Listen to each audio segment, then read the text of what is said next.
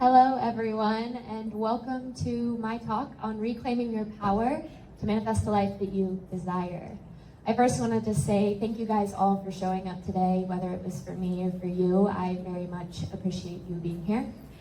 I know that there's a lot of people in this room who don't know who I am or what I'm about, so I want to start by introducing myself.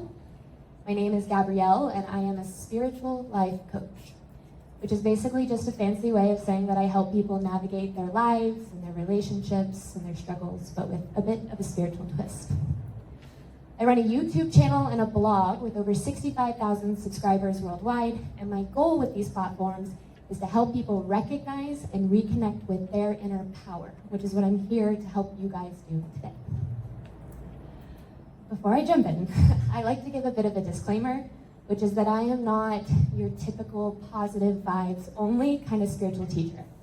Not that that's wrong or that that's bad, but for me, spirituality hasn't been all rainbows and butterflies. One of the things that I'm known most for on my channel is my willingness to tell the truth, no matter how hard or how difficult or how real. And I don't do this from a place of judgment, I do this from a place of experience. In November of 2021, I woke up in a hospital bed. And I'm a little bit fuzzy when I woke up on the details of really what had happened, but there was one thing I know for sure, is that I had survived trying to take my own life. For a long time, I spent so much of my life waiting to be happy, and it didn't happen for me. I would try and I'd try and I'd try, and it just didn't happen. And I don't want to talk about the details of that night in particular, but the reason that I bring it up is because fast forward to today, I'm living a life that truly feels like a dream. I'm married to the love of my life. I get to run a successful business, helping people worldwide, doing what I love. My physical and my mental health is flourishing. A lot of things that for so long truly felt impossible. And I didn't get here overnight. And I certainly didn't get here without being very honest with myself about the barriers that stood between me and the life that I desired. So that's what I'm here to talk about today, to help you guys get honest with yourselves. Everything that I will be speaking about today is coming from my own personal experience, both in my own life and my experience of helping others on their journey. I am not special. I am just as inherently capable, worthy, and deserving as every single person in this room, every single person out there. But recognizing that you have an inner power and being able to tap into that is the key to creating the life that you deserve. So over the next hour, I'm going to take you all through a framework that I call power. And for each letter of the word power, there will be a key insight that you'll need to internalize to be able to create that life that might feel a little bit out of reach. So I first want to start with the letter P, which is for past programming. We must fully understand ourselves to be able to change our lives. And one of the interesting things about human beings is there's so much more going on below the surface than we even really realize. One of the foundational truths and the things that I teach on my channel with my clients is that your life, my life, our life is a reflection of what we believe that we deserve. And for a long time, I actually found that pretty triggering because I was experiencing failure in so many aspects of my life, financially, professionally, experiencing relationships that were toxic or unreciprocated and sometimes even downright abusive. And hearing that my life was a reflection of what I believed that I deserved just felt like another way that I was failing. But now I've come to realize that not only is this true, but it's the foundation for creating the life that you truly deserve. I didn't used to be a spiritual person at all, actually. In what I now call my past life, I was actually a financial advisor, which is like a totally different world than the one that I'm in now. I was very analytical, very numbers-driven, spreadsheet girly through and through. But it's what I did, and I did it right after college, and that's just the life that I fell into.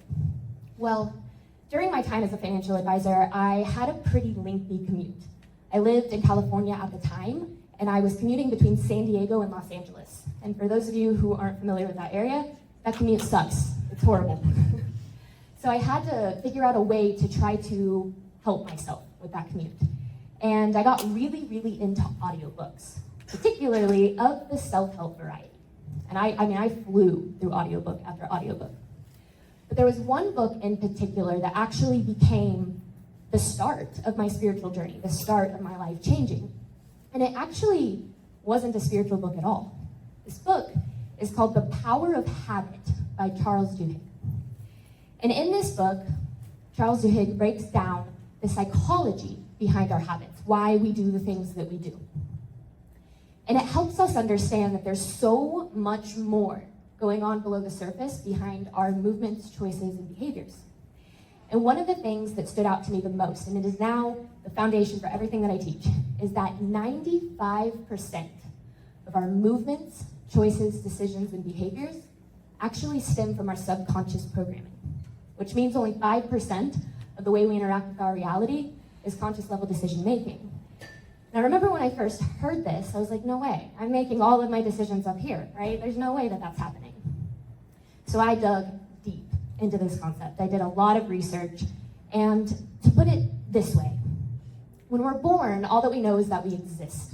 You know, we're born, we're here, we exist. Everything from that point forward is up to the interpretation of our experiences. Everything we believe about ourselves, we believe about our lovableness, our worthiness, our deservingness, our capabilities, how supported we are by a spiritual connection, everything is created by how we interpret our experiences. We create beliefs about ourselves. And these beliefs become the blueprint for the life that we live. They decide the relationships that we choose, the jobs that we pursue, the financial abundance that we have and maintain. And this might seem a little out there, but what I've learned is that there is a subconscious reason for every single decision that we make. And most people are walking around without even realizing that this has happened, letting themselves run on autopilot without realizing there's so much going on below the surface. Our brain tends to repeat what is familiar, so it searches constantly for patterns. It wants to repeat. It wants to be in the same situations that you're used to. There's a psychological term for this called cognitive bias. And to represent this, there's a bit of an exercise that I like. I want each of you to look around the room, up, down, left, right, and try to take note of everything that you see that is the color red. Give you a couple seconds. Try to take note of it. Now close your eyes for a second, and try to remember every single thing that you just saw that is blue. You can open your eyes. What this represents is that if you are searching for something, you're gonna see it, you're gonna find it, you're gonna recognize it. If you believe that it's not possible, that you can't get there, that you're not enough, that your life can't get better, you are gonna see evidence of that. Your brain is gonna be 100% right of what you believe. It wants to be 100% right. So, if your brain is searching for something and only focusing on those things, you're only gonna see opportunities and possibilities and solutions to the extent that you believe that they exist. Think of your brain as a movie reel. It is constantly projecting a story onto your reality. And that story becomes the life that you experience. And this story develops patterns that lead us into the same love and abundance and freedom and peace that you're used to. Not that you want, but that you're used to. The story of, I can't have the love that I desire. It keeps you chasing after emotionally unavailable or inconsistent people, which is going to prove to you, I'm unlovable. I can't have the love that I desire. The story of, I am not capable of success. I'm not good enough for it. It's going to lead to patterns of sabotaging opportunities and never actually going after the things that you want because you expect failure before it ever actually happens, before you get a chance to start. The story that money is hard to come by and must be suffered for will keep you in patterns of accepting bare minimum compensations for jobs that burn you out and make you miserable. And these patterns often present themselves as logic. Because if you have spent your whole life believing that things have to be a certain way, of course you're going to repeat those patterns. Of course you're going to do those things. And it's not wrong. That's not what I'm here. I'm not here to shame you and blame you for the decisions that you've made just in the name of trying to stay alive, in the name of survival. The point of this section is to begin to open your mind to the fact that maybe there's more reasoning behind the decisions that you make. That maybe there's more in your control than you think. That maybe, just maybe, you have more power than you realize. And this is going to lead me to my next section of this, which is O, for ownership. Now, this is where I like to take a step back and explain the very real and very important difference between blame and ownership. Because blame is coming from this place of shame, saying that you're doing something wrong and you're doing it on purpose. Ownership is something entirely different. It's recognizing that things might feel out of your control, but you might have more power than you think. You know, everybody in this room has the power to attract the life that they desire, but our humanness makes it hard. And what I mean by that is everybody here has been through something. Everybody has had trauma and struggles and challenges, some maybe more than others, but nobody makes it out of this life unscathed. Everybody has been through something. And what these experiences have taught you is something that is fundamentally untrue, and that is that you are powerless. So I want to make it very clear that I am not blaming anybody for their struggles. When I talk about how your life is a reflection of what you deserve, I'm not blaming you for the things that you've been through in your life that have developed these beliefs of powerlessness, because those things aren't your fault. But recognizing that they're happening and being willing to take accountability and ownership over it is where change can start to happen. World-renowned psychologist Carl Jung once said, "You are not what has happened to you, you are who you choose to become." And I love this quote because specifically of the word choose. So much of the time when we're stuck in a certain reality, we're taught, I don't have a choice. It has to be this way. There's nothing else. There's no other way. But we do have a choice, and you might not realize it in the moment, but you have more power than you think. But power isn't about controlling what has happened to you or what happens to you. It's about controlling how you show up and how you respond. See, we all have an ego, and the ego in the spiritual spaces and even in society is pretty demonized. You know, it's bad. Ego's bad. We don't want that. It's got a bad rep. But your ego isn't an enemy. It's actually incredibly important because it's the part of you that's wired for survival. It's wired to keep you alive. So it's the part of you that says, don't step in front of that bus. Don't jump off of that tall building. You will die. Your ego knows what it needs to do to keep you alive. So the problem isn't in having an ego. The problem is in letting your ego run the show and letting your ego make the decisions for you. Because if your ego is wired for survival, it's going to constantly put you in situations that it knows it can survive. It's going to put you in the level of lack that you're used to, the level of suffering that you're used to, the level of mistreatment that you're used to. Not because it wants what's bad for you, but it knows what those experiences feel like, and it knows how to survive them. So if ego chooses familiarity over possibility, changing your life requires you to ask the hard questions that challenge the ego, such as, why do I do the things that I do? Am I choosing my life, or is my life choosing me? Do I believe I'm worthy of the things that I desire? Do I act like it? Do I believe that I'm supported by a spiritual connection of my own understanding? Do I act like it? Do I really love this relationship, this job? Does it serve me truly? Or am I doing the things that I'm doing and making the decisions that I'm making because I believe that there's no other way? And when you start asking these questions, in pour the ego's excuses. But if I don't do this and I don't have a job, how am I going to pay the bills? I have to pay the bills. I've got responsibilities. If I'm not in this relationship, then how do I know that I'm not going to be alone forever? Your ego says if you don't do these things, enter worst case scenario. So of course you stay in those places. You stay in those places and you stay in those situations because what else are you going to do? That's how you know to survive. The excuses that we make are valid. They're real. They're logical. But they're rooted in fear. And we have to recognize that there are more possibilities, that the ego is going to make whatever excuses it can to keep you in these places. Has anyone here heard of Jim Carrey? the actor. Pretty funny dude, right? He's known for his goofy roles.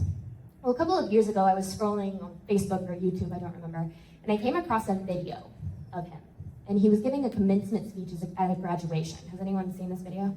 It's a really powerful video. It's very empowering and very enlightened, and which was a little shocking for me knowing, his role as an actor. One of the stories that he talks about in this is a story of his father. He talks about how his father had the tendency to become a very famous comedian. He was very good at being a comedian, and he wanted to be a comedian. But instead, he decided to become an accountant. It was the safe choice. It made the most sense. He wanted a family, become an accountant, consistent income, things of that nature. And Jim Carrey goes on to explain that when he was 12 years old, his dad lost his job, and their family was forced to do whatever they could to survive. So the very thing that his dad was trying to avoid by choosing what felt like the safe route, he experienced. And that's where we can understand that control is an illusion. The only certainty in this life is uncertainty. And if we make decisions based on trying to create certainty, we're letting fear run the show. We're letting fear dictate our life. And ownership is getting real about those patterns, not with blame and shame, but with curious compassion, with an understanding that maybe there is more for me. Maybe I am capable of the things that I truly desire. Maybe this reality that I'm used to experiencing, that I've been experiencing, isn't all there is. And the reason that we start with past programming is so we can understand that there are reasons for the decisions that we make. We don't have to blame ourselves for these decisions, but we can take ownership over them. Because once we start to take ownership over them, we're able to change. I've never personally been to AA, but I'm pretty familiar with the things that they talk about. And one of the things that they start with is, in order to recover, you have to recognize that there's a problem, right? If you don't recognize that there's a problem because you're afraid of the changes that need to be made, then you're avoiding those changes, and that fear controls you. It determines everything. So that brings me to the next section, which is W, for wiring, as in rewiring your brain.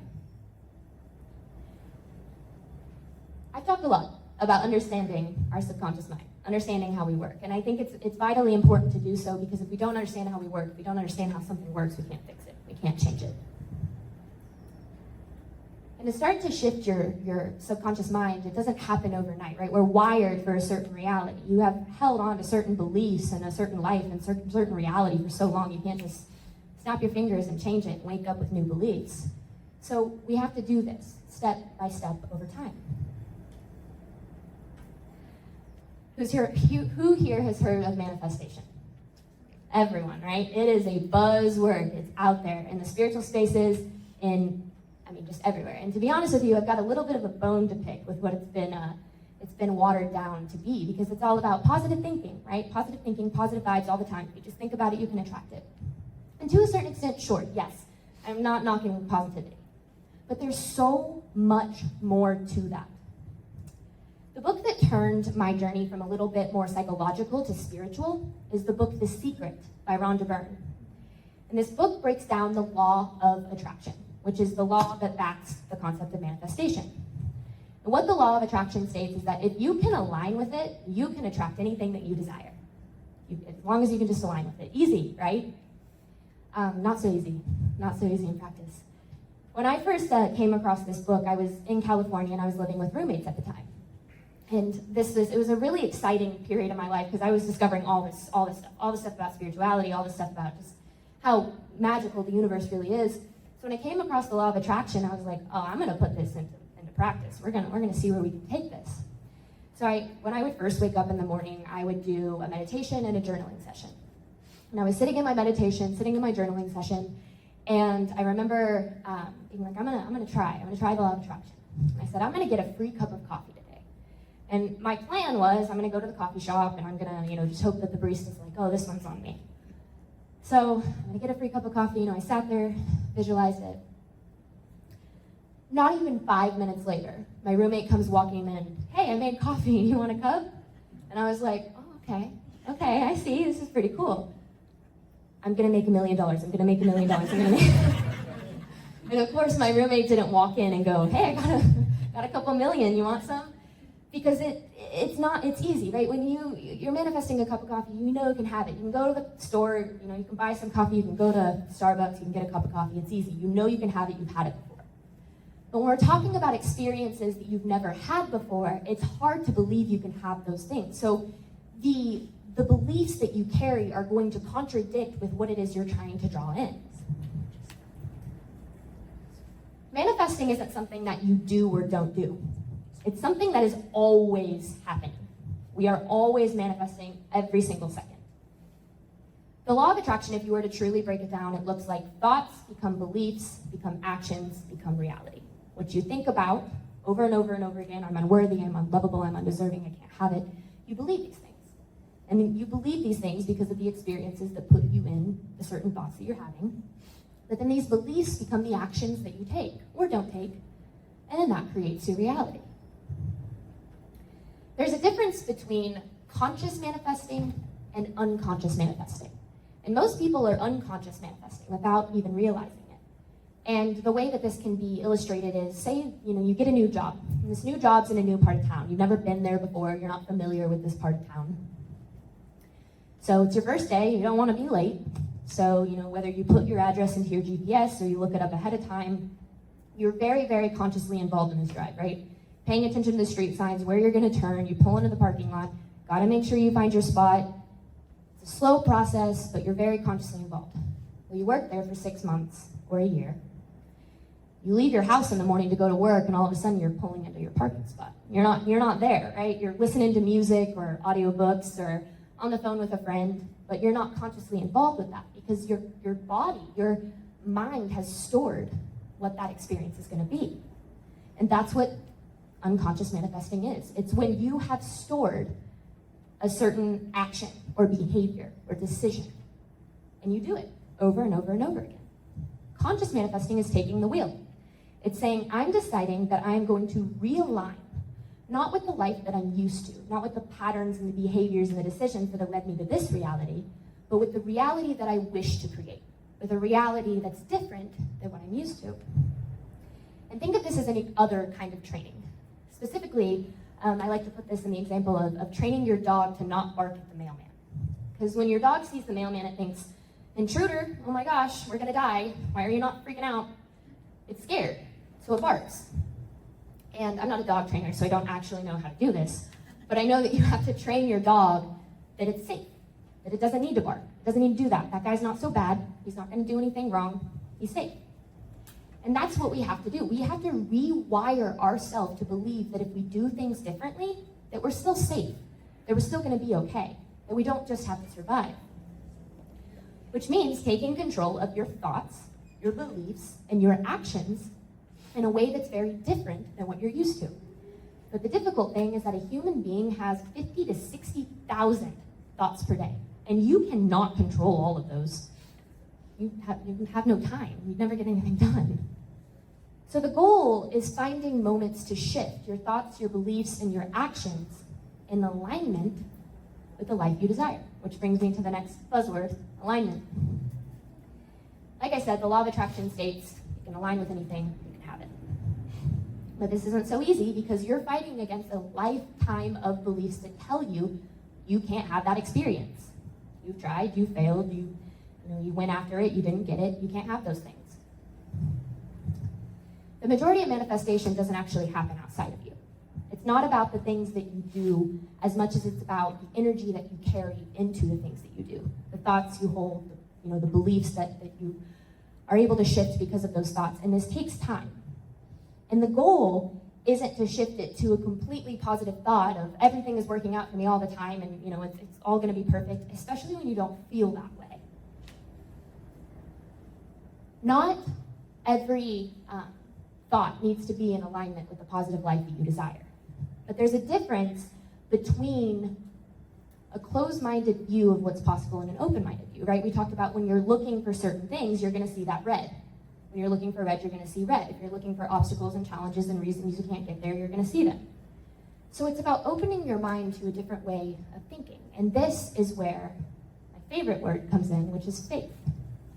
Faith that there is more for you. Faith that you are capable and supported. And if there's anything that I hope that anybody takes away from the things that I talk about, it's that there is a spiritual connection of your own understanding that is here to support you, to guide you, to lead you to a life that you truly want. The spiritual connection has different types. There are different names, right? God, spirit, higher self, spirit guides. And the energy behind this connection, or behind whatever it is that you have faith in, isn't, or what you call it isn't what matters. It's the faith that you have in it and the belief that you believe that these connections want what is best for you.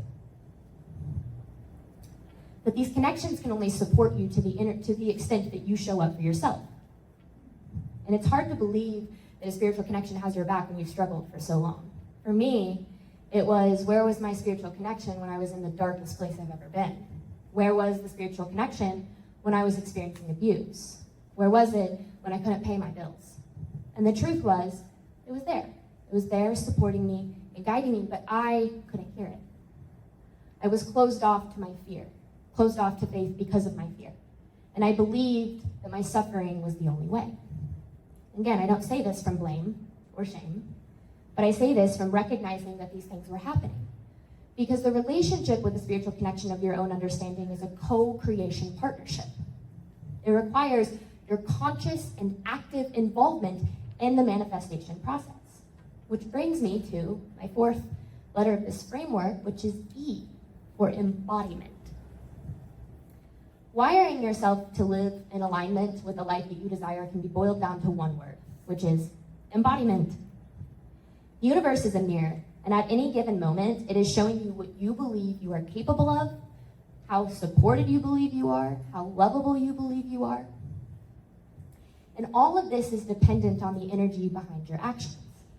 It responds to how we show up, not about how much we think about what we want, but about how much we are willing to carry and embody the energy of believing that we are worthy, deserving, capable, and supported in the path toward what we want. And I've learned to break this down because my life didn't change until I stopped letting things just happen to me. Life happened to me for so long, and I decided I had to start happening to life. And this is where I learned probably the biggest mentality switch that I ever experienced, which is there's two types of mentalities. There's the victim mentality, and then there's the creator mentality. And the victim mentality sounds a little bit like this. This is what has happened to me. This is what is happening. There's nothing I can do about it. This is how it's always going to be. But a creator mentality sounds like this. This is what has happened to me. This is what is happening to me. There might not be a whole lot I can do about it now, but I trust and believe that things are going to work out. I trust and believe that there's a solution. I trust and believe that I'm being guided. I trust and believe that I'm going to be taken to an outcome that aligns with my highest good. So it's not ignoring that things suck sometimes, because life sucks sometimes. Things don't go according to plan. So it's not about ignoring that that's happening, but embodying the energy of faith as you move through those experiences. Heartbreaks, obstacles, failures, all of these things are imminent. They're gonna happen. We can't avoid them. Life is not a breeze for everyone all the time, no matter what it looks like on social media. It's just not. But the mentality that you embody actively creates a reality. Something they don't tell you about faith is that it isn't a feeling. It's not about feeling faithful all the time. It's a decision. It's a decision of prioritizing your worthiness, your deservingness, your capability, your lovableness. A common theme in spirituality, and I started this talk out with explaining how I'm not your typical positive vibes only, spiritual teacher. That's because I tried the high vibe all the time method. And it looked a lot like toxic positivity. It looked a lot like just trying to stay positive regardless of my circumstances. And it didn't get me anywhere. Because living in alignment doesn't always feel good. It doesn't feel good when you set boundaries and you lose people who aren't willing to meet you there. It doesn't feel good when you start a business and you don't see results for months or even years. It doesn't feel good when you walk away from a relationship that isn't serving you and you feel the very loneliness that you were trying to avoid by staying. When you start to change your life, when you start to step out of your comfort zone, your ego is going to go, oh, hell no. And it's going to do everything in its power to pull you back to what is familiar and what is safe and what is predictable. And the thing that I've learned is that when you start showing up differently, you face your fear in real time. Your experiences show you the very real fear you were avoiding when you were not taking the step. And this is where most people give up. Where they throw in your hands, they say, this is all BS, this doesn't work for me. Because they didn't experience the results right away, they experienced the fear. But when it feels like the world is against you, and you're standing in the middle of circumstances that make you feel like your fear is real, this is where your power lies. This is where the decision of, do I choose fear? Do I choose to believe this fear that is staring back at me in the face? Or am I going to choose faith? Am I going to choose to trust that there's more for me? Manifestation isn't about getting rid of the hard stuff. It's about learning how to embody your faith through each and every experience that you have. Because what I've learned is that the more you embody faith, the more that faith gets proven to you. Spiritual proof. You take a step in faith, you experience the fear, you make it on the other side, and you go, okay, that was hard, but I did it. I'm here. I got here. I was supported, which gives you a little bit more faith to take the next step, and then the next one, and then the next one. Life doesn't get easier, but your faith can get stronger, which makes it easier because you don't freak out so much when things don't go according to plan. When things don't look like you want them to, when the fear is loud and the insecurity is real, it's not screaming as loud as your faith is saying, it's going to be okay. You're going to make it through this. Sometimes getting what you want requires you to experience the exact opposite. When I started raising my standards in relationships, I lost a lot of people. And it was hard because I lost friends, I lost family members, I lost romantic partners. I experienced the very fear of, you're meant to be alone forever. You're not meant to have the love that you deserve. Which for a while made me want to lower those standards, pull back, not set so many boundaries. When I was trying to build up financial abundance, it required me to start to penny pinch, right? You start to save and be on a budget. It makes you feel really broke. You do it for long enough, and then you have more money. When you want to get strong, you got to go to the gym. You got to lift heavy weights. You got to move your body. It makes you feel really weak. But you're not getting weaker. You're getting stronger. So it's not about feeling faithful all the time. It's about moving and embodying the belief that you are guided, supported, and loved as much as you can. And in the beginning, you might take more steps in fear than you do faith. But the more steps you take in faith, the more you shift that inner narrative. You shift that story that is being projected on your reality. So your inner world shifts, which makes your outer world shift. There's a necessary starting point for all of this, which brings me to my last letter of the framework, which is R, for reconnecting with yourself. The most difficult part of choosing faith is that for most of us, we've spent our whole life living in fear. And there's a lot to be afraid of. In the news, in the world, there's so much to be afraid of. And we become accustomed to the patterns that help us just exist in this world, right? We become so heavily reliant on them. We distract and we push and we control because we think that if we don't, the whole world's gonna fall apart. And by doing this, we don't make the decisions that align with us. We make the decisions that align with our fear. And in order to truly change your life, you have to reconnect with yourself.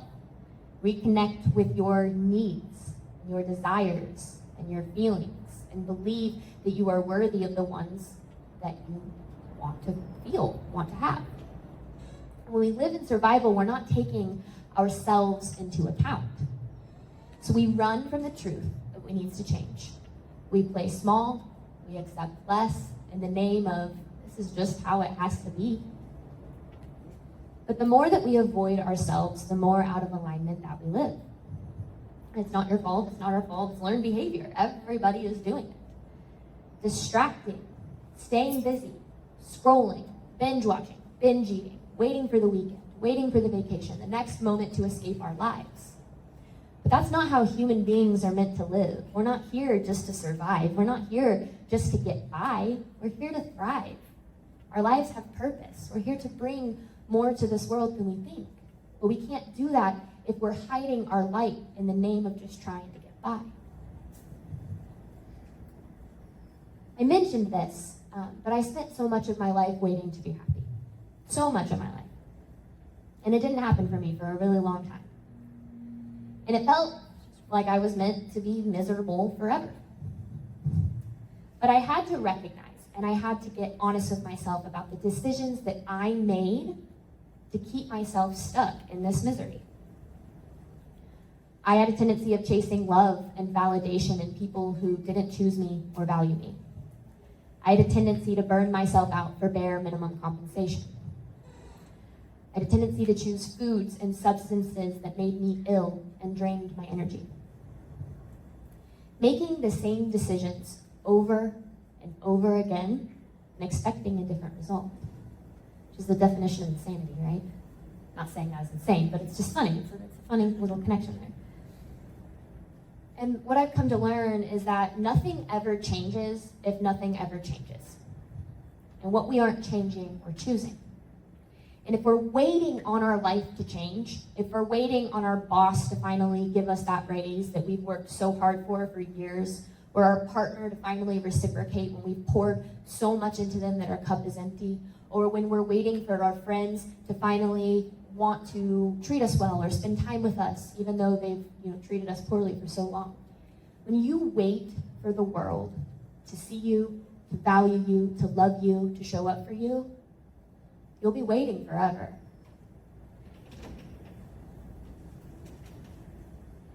We have this power, but we also can give that power away. And a lot of us do that, right? We give that power away to the people and the things that are out of our control. But happiness and fulfillment isn't something that just happens. It's something that is consciously created. And it's about making the decisions that serve you now, despite the fear, despite the insecurity, and despite the doubt. Being miserable now, and this is what I did. I was like, if I'm miserable now, right? If I work really, really hard at this job, eventually I'm gonna make enough money and I'm gonna be good. We'll be good to go. If I'm miserable in this relationship, maybe if I show them that I'm lovable and I'm worth it, then they'll finally love me the way that I want. If I'm miserable now, maybe things will change. But being unhappy now in a certain situation, waiting for things to change will keep you unhappy in that same situation. It's the reason why so many people spend their life going after a certain goal and then they get there and they go, why am I still unhappy? Because happiness isn't created in the outcome. It's created in the journey. We've all heard that, right? It's about the journey, not the destination. So returning to yourself is about trusting the energy behind your decisions. It's not, but what if I end up alone forever?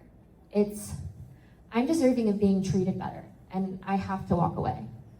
It's not, but what if I don't have another job and can't pay the bills? It's, I deserve a career path that fulfills me, that gives me purpose, and that also supports my lifestyle. And I believe I'm going to be supported in getting there. It's about being open to creative solutions for your life and the universe's support in getting you there.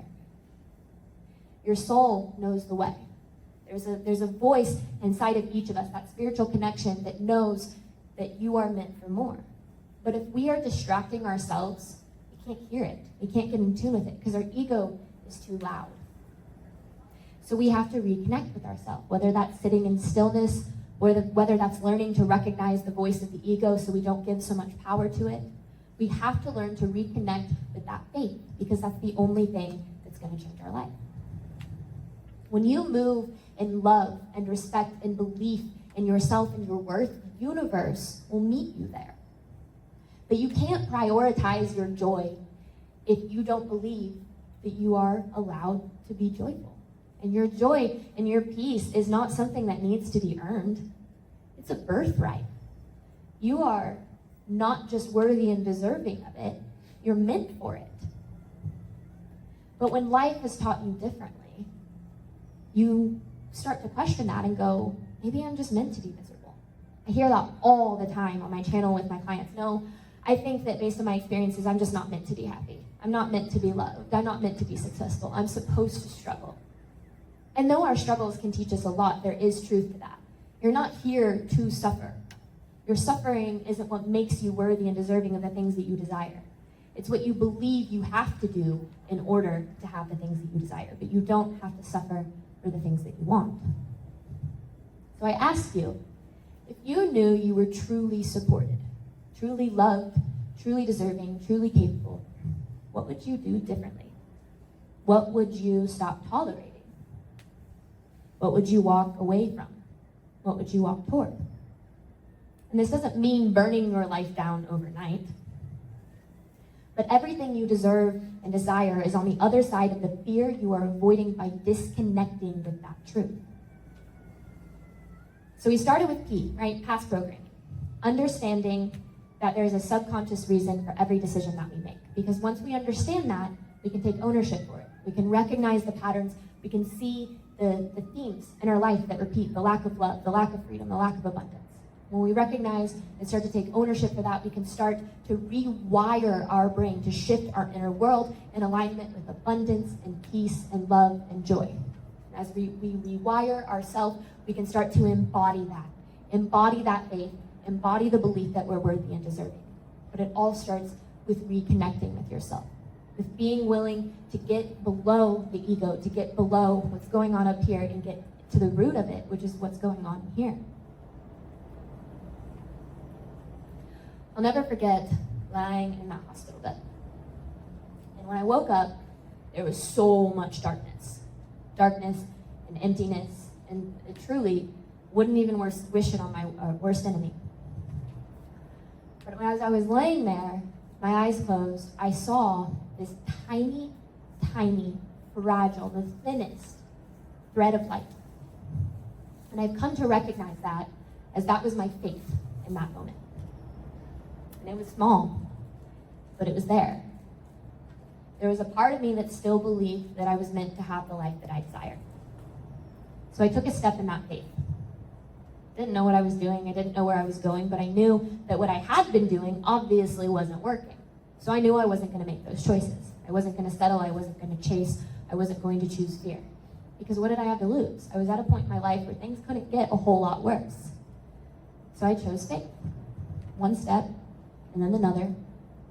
And they were shaky steps, mostly crooked. Some were just flat out wrong. But each step carried the belief of I am worthy and deserving of more. I truly believe that we're guided to messages for a reason. Whether it's to open your mind to recognize that you have more power, whether it's to open your mind to see that maybe there are changes that need to be made, but that you also can make. Or maybe you're standing in the middle of fear right now and this is your sign to just keep going. Whatever it is, carry that feeling with you today. Before we wrap up, I just want to open up to you guys for questions. If anybody has any, anybody wants to share their experience. If nothing comes up, that's okay too. Feel free to come find me after if you want to have a conversation. I'm happy to connect. But thank you so much for letting me share my story with you. I'm truly honored to have been here today.